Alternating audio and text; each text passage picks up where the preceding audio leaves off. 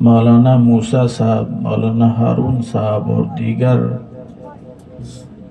دور دراز سے تشریف لائے ہوئے علماء کرام اور اس مدرسے کے اساتذہ اور معزز حاضرین،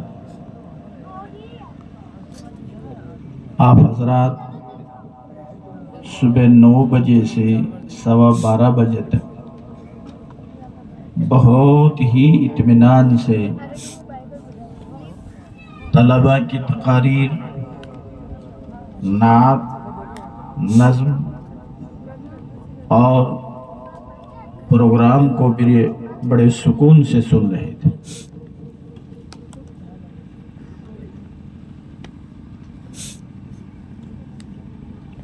اللہ نے جہاں کروڑوں نعمت ہمیں عطا فرمائی، ان نعمتوں میں سب سے قیمتی نعمت وہ ایمان کی دولت ہے۔ مال، جائیداد، صحت، یہ سب آخر میں ساتھ چھوڑ دیں۔ بیمار تھا، برسوں بیمار رہ کر کے بھی ایمان تھا، کام چل گیا۔ ایمان کے بغیر اس دنیا سے جانے والا انسان اس دھرتی میں سب سے ناکام انسان ہے،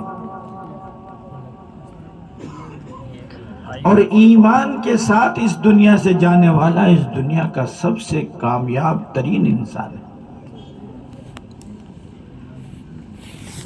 ایمان کی آبیاری حضرت نبی کریم صلی اللہ علیہ وسلم نے اپنے مبارک زمانے میں کس طرح کی؟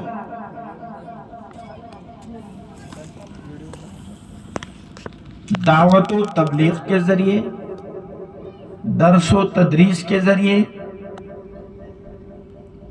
تزکیہ نفوس کے ذریعے اور تصنیف و تالیف کے ذریعے۔ 4 کام ایسے تھے جو جناب نبی کریم صلی اللہ علیہ وسلم کی ذات بابرکت نے یک ساتھ کیے۔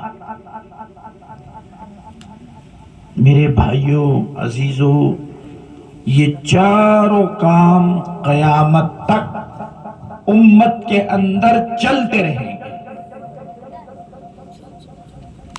اور انہی کے ذریعے سے مومنین اپنے ایمان کی حفاظت کرتے رہیں گے۔ جس علاقے میں اس کی جتنی کمی آئے گی اتنی جہالت بڑھتی چلی جائے گی۔ 800 سال پہلے 30 کلومیٹر یا 35 کلومیٹر پر اجمیر شریف ہے،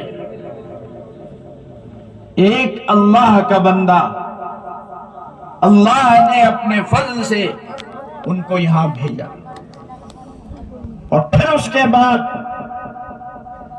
لاکھوں انسانوں نے ان کے ہاتھ پر اسلام قبول کیا۔ بہت لمبا بیان نہیں فرماتے تھے، نظام یہ تھا کہ ہر 6 کوس پر اپنا پڑاؤ ڈلتا تھا، لوگ ساتھ میں ہوتے تھے، کھانا بنتا تھا، ذکر تلاوت یہ سب چلتی تھی۔ قرب و جوار کے لوگوں کو آخری 3 دن میں، جب 3 دن میں قافلہ کوچ ہونے والا تھا، اس وقت سب کی دعوت ہوتی تھی، اور سب کو بلا کر کے کھانا کھلا کر کے اور مختصر نصیحت فرماتے تھے، لوگ چہرہ دیکھ کر کے کلمہ پڑھ لیا کرتے۔ وہ ایک سفر جو اجمیر سے لاہور تک ہوا، لاکھوں لاکھ لوگ اسلام میں داخل ہوئے۔ خدا کا نظام ہے۔ حضرت مولانا نے جو حدیث کی روشنی میں جو واقعہ بتلایا ہے، خدا بے نیاز ہے۔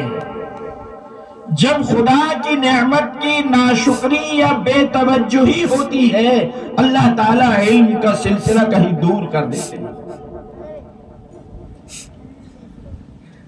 علم سفر کرتا ہے، مدینے سے بغداد گیا، بغداد سے کہاں، کوفہ، بغداد، اور دنیا کی زمین میں ایک زمانہ تھا کہ ٹوک کے اندر جو ہے علم کا اتنا لمبا چرچا تھا جس کی کوئی حد نہیں۔ کہیں دیوبند گیا، کہیں دلی میں رہا، 10,000 مدرسے دلی میں تھے،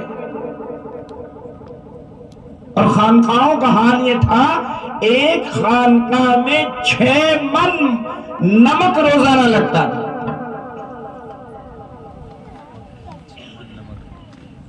جہاں بھی دینی درسگاہیں قائم ہو جاتی ہیں، مدرسہ ہو، مکتب ہو، قرب جوار کے لوگ اور اس بستی کے لوگ اس کی اگر قدر کرتے ہیں، اللہ تعالیٰ وہاں سے علم کے فیضان کو جاری فرما دیتے ہیں۔ اور سب سے پہلا فائدہ اس بستی والوں کو ہوتا ہے۔